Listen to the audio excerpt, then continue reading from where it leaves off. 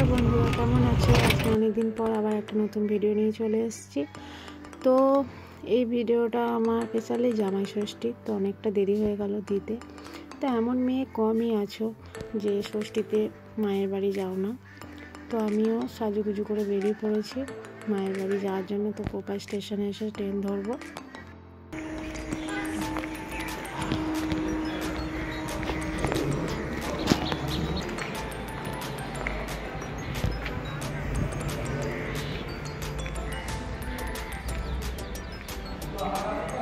কোথায় যাবে?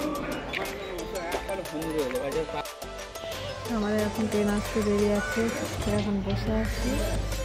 ট্রেন আসে তো যাবো। কেমন আছে? অনেকটা সকালে বেরিয়েছি, রোদ এখনো ওঠেনি।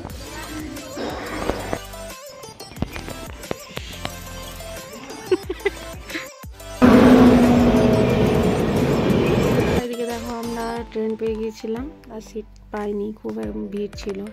তো আমরা বিশ্বভারতী ধরেছিলাম। তো ওখান থেকে আমরা বর্ধমান থেকে বাসে এসে বাড়ি ফিরে খাওয়া দাওয়া সেরে মায়ের একটু রান্নার কাজে লেগে দিয়েছিলাম। দেখো হালকা করে খাবার রান্না করেছিলাম, খুব রোদ গরম ছিল। একটু বেগুন ভেজেছিলাম, সাথে ছিল চিকেন কষা। তো এই যে দেখো কী করে করছি সেটাও তোমাদের দেখাচ্ছি। তো দেখো এদিকে পেঁয়াজ, রসুন, আদা আর বাকি সব গুঁড়ো মশলা আমি দেবো। আমি মাংসটাকে ম্যারিনেট করে নেব। আমি এইভাবেই মাংস করি, আমার এক মায়ের কাছ থেকে শেখা। দাও। আর এদিকে দেখো সমস্ত আমি মশলা একসাথে মাখিয়ে নিব, কোনো মিশন মতো দেখতে দেবো। তো চলো মাখিয়ে নিই। তো এদিকে দেখো মাংসটা আমার মাখানো হয়ে গেছে। তো এদিকে মাংসটা মাখানো থাক 15 মিনিটের মতো। তো ওইদিকে মা বললো হঠাৎ করে যে একটু পোস্ত বড়া কর। তো গরমও ছিল, তাই একটু পেঁয়াজ দিয়ে হালকা কাঁচা লঙ্কা দিয়ে পোস্ত মেটে বড়া করেছিলাম। তার জন্য দেখো কড়াই তেল দিয়ে দিয়েছি। তো চলো বড়া কটা করে দিই।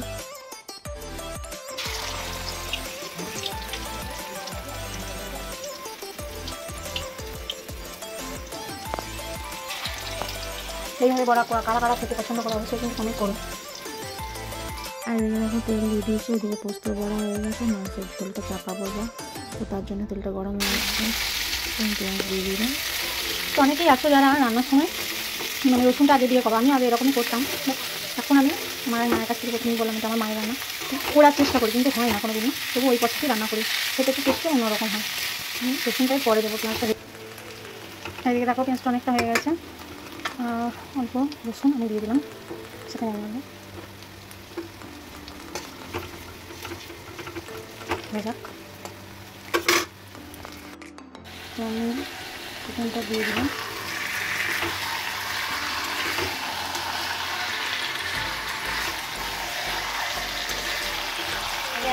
আর এদিকে মাংসটা আমি 15 থেকে 20 মিনিটের মতো কষিয়ে নেবো, যতক্ষণ না মাংস থেকে তেল ছাড়ছে।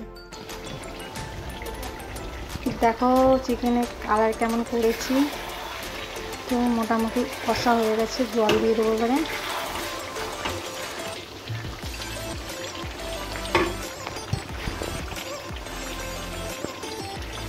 এদিকে তো আমার মাংস রান্না কমপ্লিট করে পর ভাত নিয়ে বসে করেছি, সাথে বেগুন ভাজা, পোস্ত বড়া আর পাতলা পাতলা করে মাংসের ঝোল। তো চলো এটা খেয়ে নিই। তারপর মতো হালকা ঝোল আর সাথে আলু।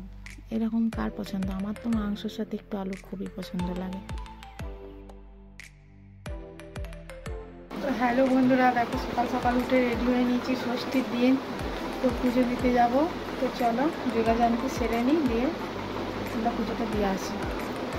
আর এদিকে দেখো এত রোদ, পুজো নিয়ে বেরিয়েছি, ঠিকভাবে তাকাতেও পারছি না।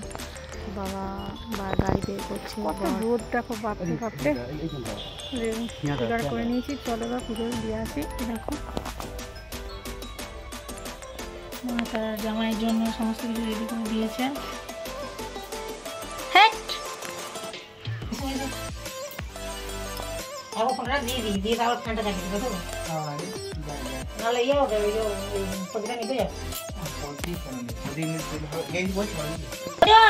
এই যে জামাই বসে পড়েছে, বুঝতেই পারছো গরমে জামাইয়ের অবস্থা খারাপ।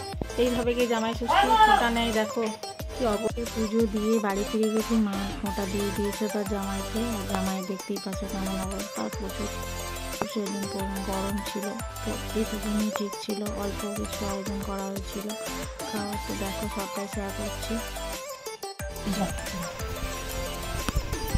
জামাই, এই জামাই একটু তাকাও। এদিকে তো জামাই ষষ্ঠী, জামাইকে তো ফোঁটা দেওয়া হয়ে গেছে, তো মা এবার তার মেয়েকে ফোঁটা দিচ্ছে। তো দেখো মেয়ে ষষ্ঠী,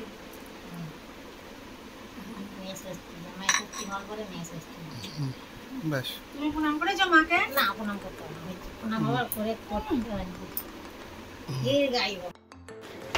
দেখো বন্ধুরা কি রান্না করছে, দেখি কে বলতে পারো। এটা কিন্তু আমার পছন্দের খুব। দেখে বুঝে গেছে ওটা কী রান্না। আর এদিকে মা সমস্ত বাকি রান্না করে নিয়েছিল, চলো সেটাও তোমাদেরকে দেখিয়ে দিই। তো সমস্ত ভিডিও করার সময় হয়নি। রান্না, ভাজা ভুজি, তরকারি, পোস্ত, পনির, প্লেন পোস্ত, মাছ ঝালদা, ভাজা, এগুলো চাচ্ছে।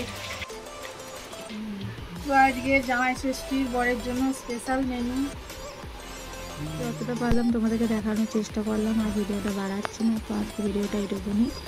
তো তোমাদের জামাই ষষ্ঠী কেমন কেটেছে অবশ্যই জানিও, তো আর অবশ্যই জানিও ভিডিওটা তোমাদের কেমন লাগলো।